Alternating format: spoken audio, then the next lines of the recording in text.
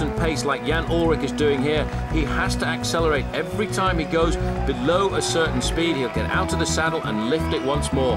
I'll tell you what, Ullrich is finding all of the pressure of being the leader of the Tour. Yesterday he was marked, today he's being marked, nobody is helping him. He had an atrocious slice of bad luck at the start of this climb, yet he got back. Obviously he hadn't recovered from the chase because Pantani went. The nice thing was that Pantani didn't attack when he was off the back with that puncture. Look at the crowds. Unbelievable crowds out here on the slopes of the Plateau de Bay, and you know, Bobby Julich there has a very good teammate alongside him. That's Christophe Raniero. He's another rider from Cofidis. Cofidis packing a lot of riders into the top 10 this afternoon, but nobody could rival Marco Pantani.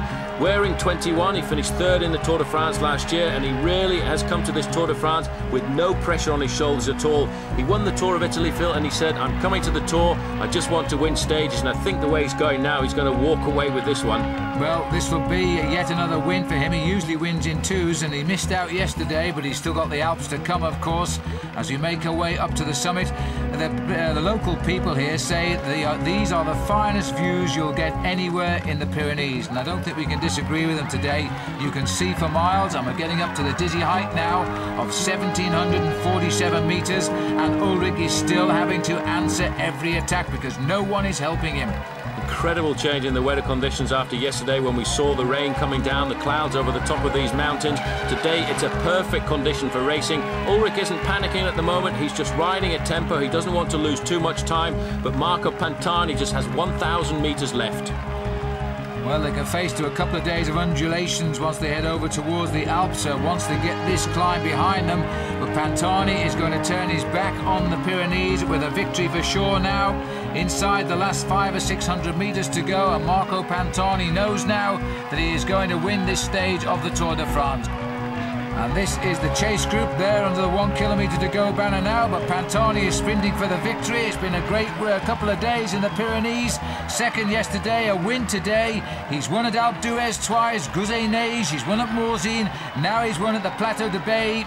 And that is a great victory for Pantani, as the clock will now show him moving up the overall classification. Well, there's Bobby Julich sitting in second position there, Phil, and I do feel that he should have attacked Jan Ullrich today because Ullrich was all alone on the slopes of this climb, and I feel in a little bit of difficulty.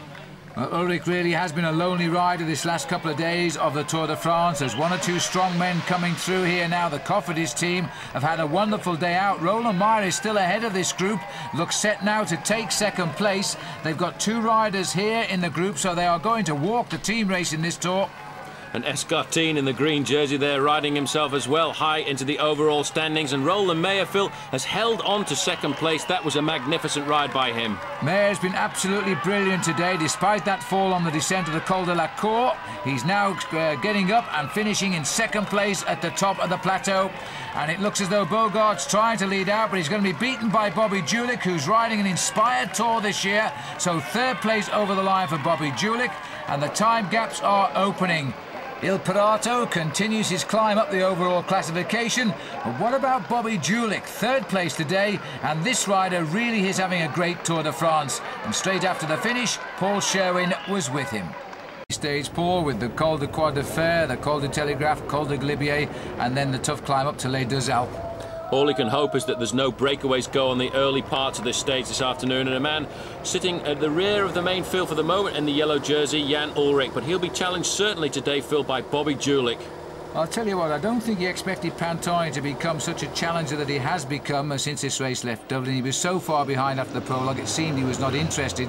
But 3 minutes off the lead, and it's very possible now he could snatch the yellow jersey away from Jan Ullrich. Especially in these conditions, Phil. Yeah. Rain and very low temperatures, 12 degrees Celsius, and you can see already on the first climb of the day a lot of riders being left behind. This is the Col de la Croix de Fer.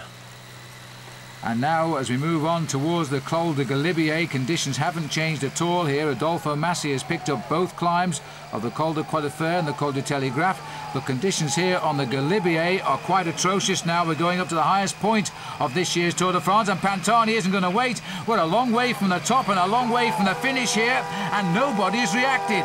I make it 11 kilometres to go to the summit here, Phil, and Pantani has not waited. In fact, he's looking over his shoulder to see if there's any reaction behind, and it's coming from Luc Leblanc. Now, this man crashed on the first climb of the day, the Col de Croix de Fer. It didn't seem to affect him at all, and now he's got help, and that's what he wants, because there's an awful long way to go to the finish from the top of the Col de la Galibier, but it looks as if Luc Leblanc is in serious difficulty.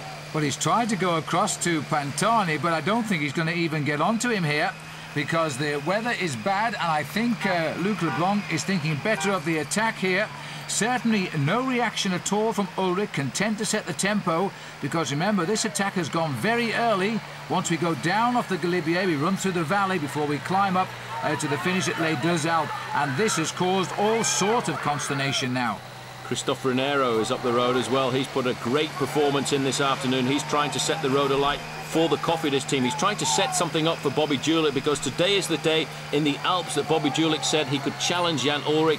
He's always favoured the Alps over the Pyrenees, and certainly that's why Team Cofidis have gone out.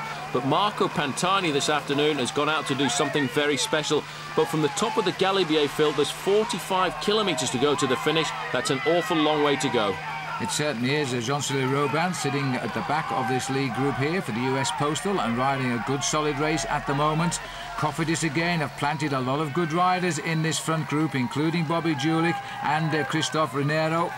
And I'll tell you what, Renero rode his first Tour de France last year and he only finished 115th. He's been a totally different rider this year so far.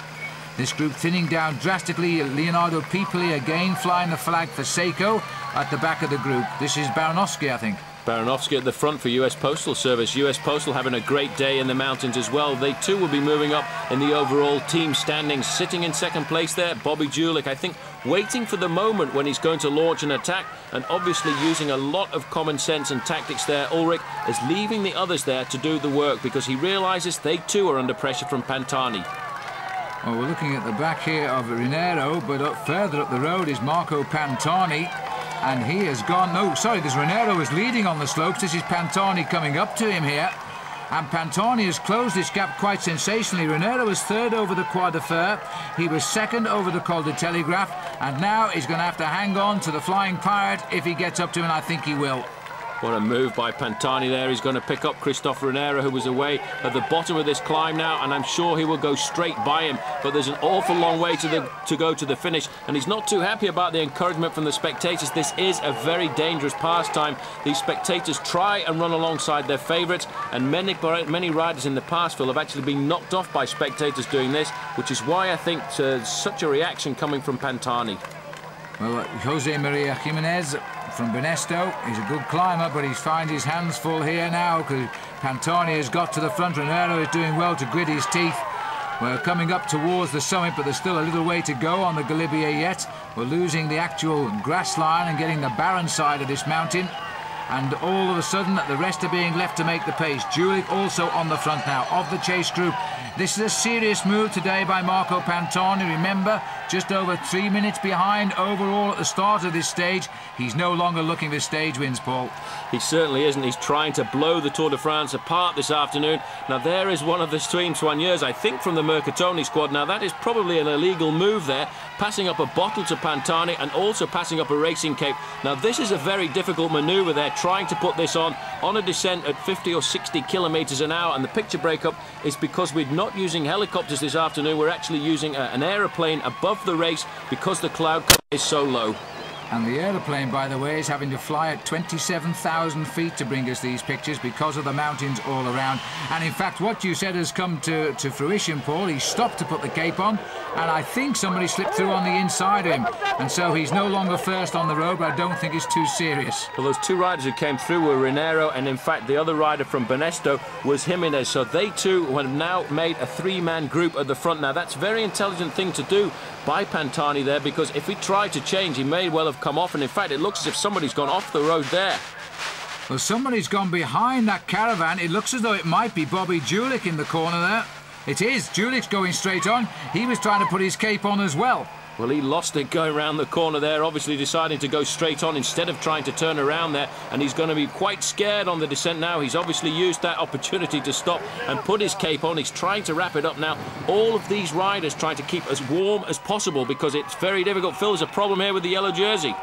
Well, the yellow jersey, I think, has got a flat tyre, and it's another puncture here. We're not very far away from the climb of Les Deux Alpes either, and the weather conditions have closed in, and once again, Jan Ullrich is finding the Tour de France is not his friend.